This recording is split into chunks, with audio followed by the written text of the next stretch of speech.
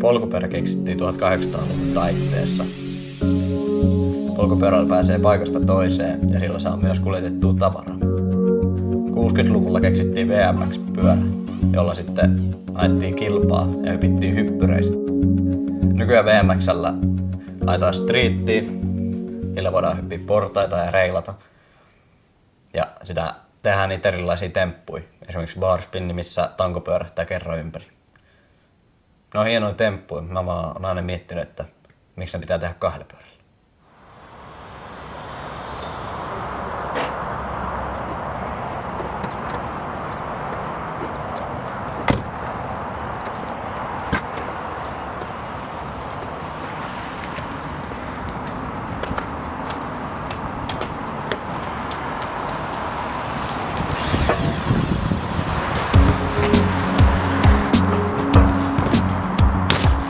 Terve, eli mä oon Oskar Eklund ja mä oon harrastanut lajin 5 vuotta. No yksipyöräilyllä voi tehdä käytännössä kaikki, mitä BMX-pyöräilyllä voi tehdä. Hyppiä rappusia, tehdä tasaisella maatemppuja ja reilata ja kaikkea. No yksipyöräilyssä on alalajeina niinku striitti, flatti, trial ja toi maastopyöräily. No toi street yksipyöräily on sitä niinku, mitä se nimikin kertoo, että kadulla vedetään ja hypitään rappusia. Flatti on sitä tasaisella maalla temppuilua sitten. Että keksitään siihen erilaisia temppuja ja vedetään niitä.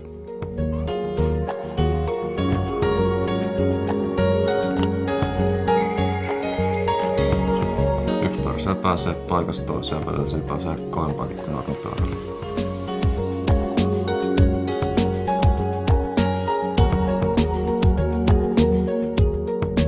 Mä oon Antti Aittola Porvoosta kotoisin ja harrastan trial yksipyöräilyä ja sit ajan myös matka-ajoa. Mulla on 20-tuumainen yksipyöräinen siihen trial-ajoon ja sitten 36-tuumainen yksipyöräinen matka-ajoon.